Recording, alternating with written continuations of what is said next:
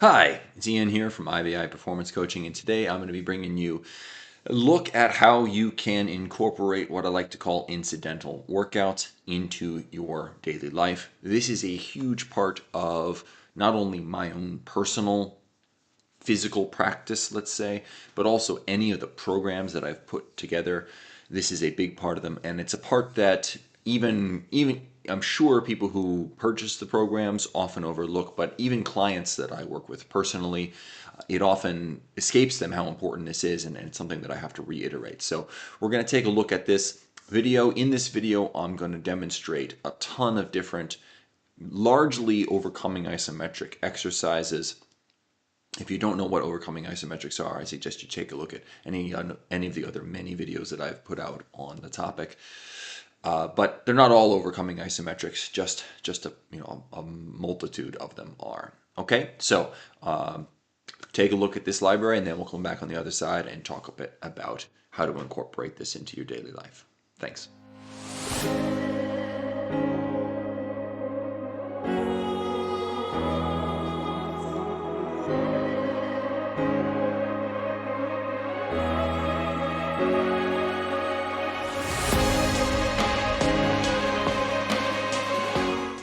So I'm going to talk to you today about incidental workouts, so incidental, right? That term just means something that happens or is done that isn't the main point. And so the reason I use this term is because incidental workouts are things that you would fit into your daily life when you're in the process of doing something else, something that's actually the main goal or the main objective. You might also think about these as opportunistic workouts. I've also heard them called microdosing exercise. Whatever term you want to use is fine with me. Just the idea is that you're injecting activity, exercise of some sort throughout your day. Now, a lot of, I would say 80% of my incidental workouts come in the form of isometrics, because isometrics are so versatile. You really can fit them anywhere, and it's hard to overdo them. A lot of dynamic work means a lot of joint movement, means potential muscle soreness, means potentially compromising your upcoming workouts. But isometrics can be tailored so that that's not an issue. Just work at them a little bit under 100% of your max intensity. Go at them around 70%, that kind of thing, and you really won't be compromising upcoming workouts. Okay, so the goal of this video is just to demonstrate how you can be creative with this kind of stuff, how you can look at the world and say, all right, this is my laboratory, it's my studio, this is what I've got, how can I be creative with this and come up with a way to practice being strong? Because really that's another way to think about what we're doing here.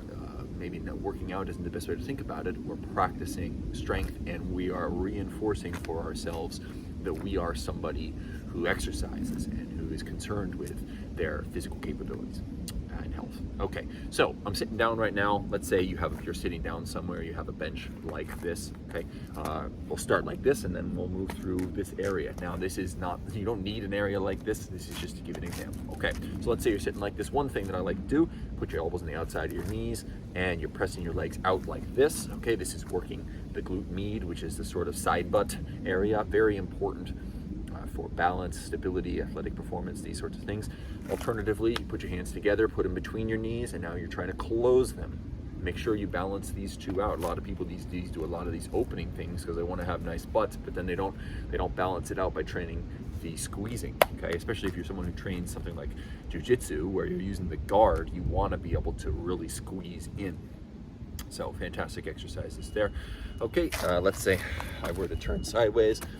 Okay, I can do stuff like, if I lean forward enough, then I can try to squat my weight up, but if I'm really leaned forward far, I won't be able to, or I can just hover there.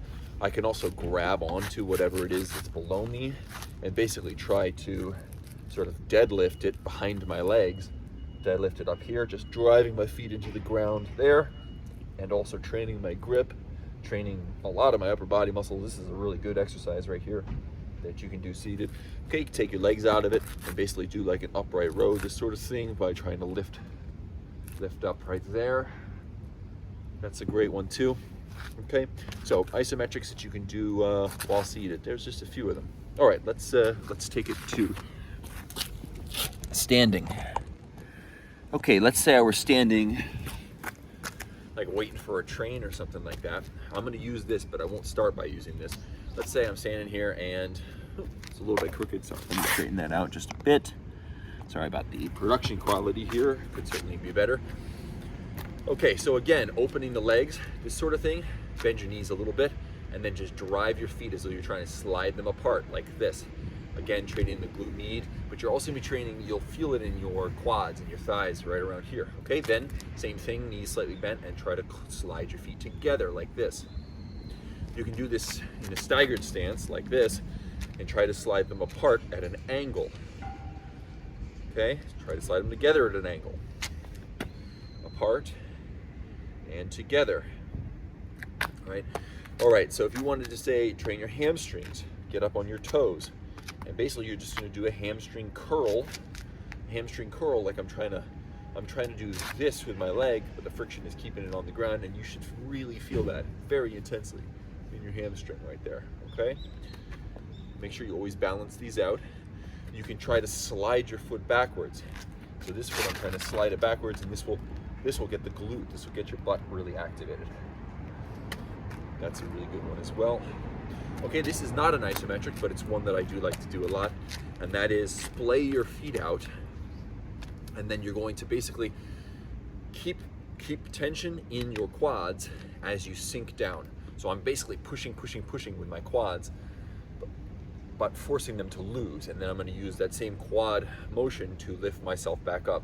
So this is like a leg extension. You know, if you've ever seen that machine in the gym where you bend your leg like this and then you do this is called a leg extension, but we're doing both legs, and the legs are working against each other because they're both pushing out, but they're pushing out in opposite directions. So they're working against each other, right? You could flip this around and do it for your hamstrings. So try to squeeze your legs together and then use that squeeze to pull you down. And then stand up using your glutes against your hamstrings. Now, a lot of this is going to sound weird, it's going to sound impossible, but training your ability to use and not use, or use muscles antagonistically when you want to, a lot of this is increasing your muscular proficiency, all of which is a these are all very good things.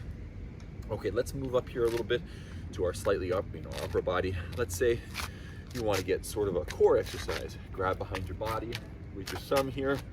Okay, and then you're basically just trying to drive your hands into your butt, squeeze everything in the lower body. It's almost like the lockout position of a deadlift here. Just bang, drive it into your butt. This is gonna get your upper chest, your front delts as well. You're gonna feel it in your lower back, you're gonna feel it in your glutes.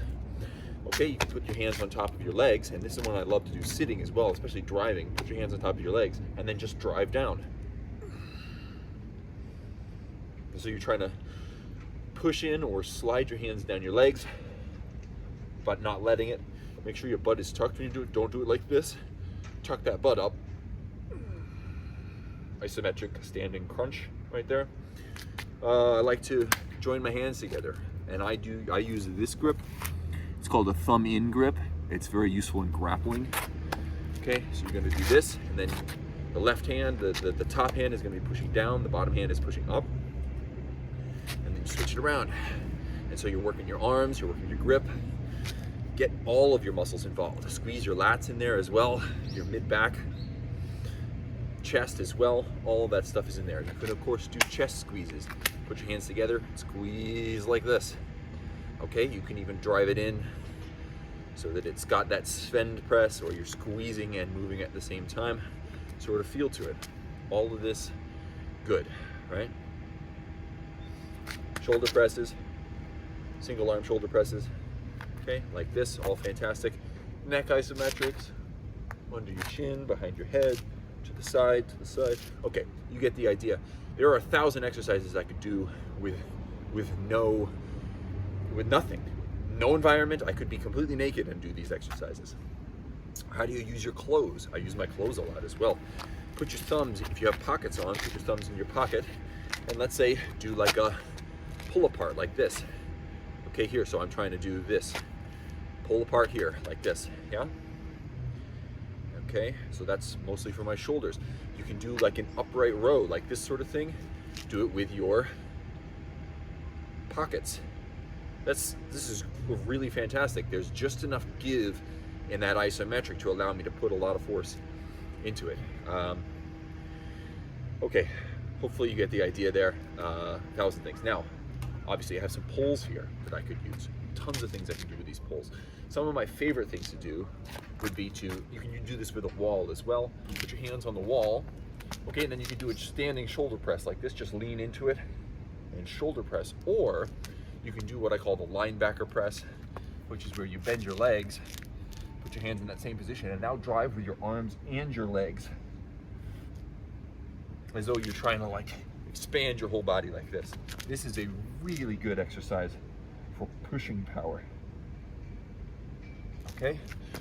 The opposite of that would be the closing one. So this is opening, closing, grab hold of both of these things, or a wall, a counter, a low wall, something like that. And then I'm gonna try to bring my hands to my feet, like this, and you'll see that your quads are involved, your core is involved, your lats, triceps, all of this stuff gets involved in that movement. Okay, then you have the twist movement. So again, you can do this on a wall if you want. Put your hands against it, like here, and then I'm basically like I'm trying to swing a baseball bat. I'm gonna swing, try to press into the wall like this, pushing off of this leg. Okay, make sure you do both sides on there. Okay, then you can go from high to low if you wanted to. So you could go from here and try to bring this down to my opposite foot. You can go from low to high, so pushing up, this sort of movement. 1,000 options there. If you have a wall, you can also put your leg up against it here, just like you're leaning against the wall, except your upper body's not leaning against, just your foot is, and drive in like this with your foot. That's gonna really train those glutes, give you a strong posterior chain. That's what I do a lot.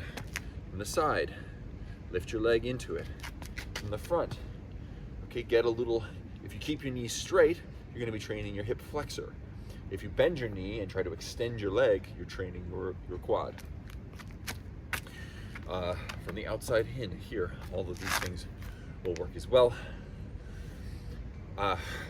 If you have a pull like this, okay, you can do pulling exercises as well, especially if there's a pull.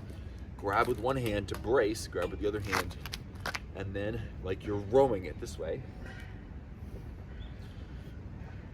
Okay, and simultaneously you're rowing and pressing against your row, so it's really working two things at once. All right, hopefully you get the idea. Any environment can be a gym for you, right? The world is your gym. That's the mentality. Go into it with a creative mindset, experiment, be playful. That's the best mentality you can bring to this, and you will discover new exercises all the time. I'm still discovering new exercises in my car that I can do with my steering wheel, even though I've been driving the car for, however many, a decade at this point. Still discovering new exercises regularly. So the only limit is your creativity and willingness to experiment. All right, I hope that that's helpful, and yeah, thank you very much, everybody. Enjoy. So there you have a veritable library of exercises that can be done with nothing, with your own clothing, with something like a wall hanging around. I've put out plenty of videos in the past about car isometrics, things you can do with your steering wheel, that kind of stuff. The idea, though, is that you are limited only by your own imagination, your own willingness to be creative. And as I said, a lot of these were overcoming isometrics. There were a few dynamic exercises in there. That does not mean that my incidental workouts are by any means limited to overcoming isometrics. I'll jump rope with an invisible rope, right? Because I'm testing out to see how well the stimulus from something like jump rope works for calf growth, but also helps with footwork and stamina for things like martial arts. So I'll just do that. Mobility, if you want to focus, instead of trying to train strength or hypertrophy, go for something like mobility. Sit down into a squat. Try to keep your chest nice and proud. Get those hips open. All this kind of stuff. Really, you can be doing it almost anywhere. Now, people may look at you like you're a bit weird, but they're walking around like this all the time. And anytime they're standing in line or they're waiting for anything, the phone just comes right out and they're staring at a tiny screen. This is not conducive to a good life. So get into the world, start using what's around you, including your body, to experiment and make yourself a better person. Right? That is what's conducive to having a good life. And so if they look at you weird, you can look at them weird right back and say, being well adjusted in a profoundly sick society is no measure of health, to quote Jiddu Krishnamurti. Okay, so I do also get questions regarding how to program incidentals and this sort of thing. The way I program them is a complete lack of programming. I just try to mix things up and be creative. I try to not do the same thing too often. There are go-tos that I will use, particularly when driving, things like steering wheel presses and things like that I really like. But your body will adapt to just about anything you throw at it if you throw that thing at it consistently enough. And so incidentals are a great opportunity to keep it guessing. So you could do like a 6x6. So for those unfamiliar with overcoming isometrics, something like 6 repetitions of 6 seconds at 100% max effort, right, is a great protocol to incorporate. But you can also do one hold for 30 seconds or 40 seconds at sub-maximal effort, something like 70%. Or you can do pulses as though you're imagining like pushing something with explosive force. Place your hands on a wall and put your energy into it. Put your energy to it. There are really no limitations on this, and that's the way you should approach it. If you're thinking about, yeah, but what is the optimal programming? There's got to be like a best way to program something like incidentals. I'm sure there is, but I'm also sure that whatever that optimal is something that your body would adapt to over time. And the way that I approach it prevents that sort of adaptation from occurring. So that I'm providing it with new stimulus and new challenges.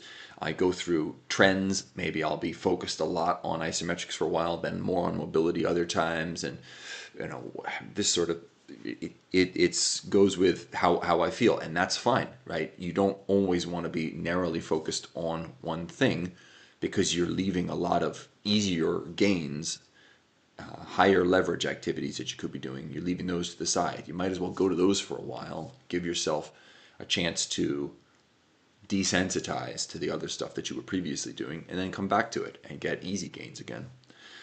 Okay, so there really isn't a programming methodology other than to say be experimental, be creative, and just be consistent with it. One of the greatest things about this kind of incorporating this kind of approach, yes, it gives you a lot more time under tension, more repetitions, if you want to call them that. It's excess training, especially for like your nervous system. This kind of stuff will absolutely improve your strength, 100%. The overcoming isometrics, that is. But one of the biggest benefits of it is how it shifts your identity towards being somebody who is active, someone who uses their body, someone for whom strength and fitness are important. So particularly for people that I work with who don't have a great history of exercise, this is something that I cannot recommend highly enough, because every single time you engage in an incidental workout, instead of standing there and staring at your phone like a dummy, you are voting for yourself as this future version, this version of yourself that would be healthier, would take better care of itself, would be more capable.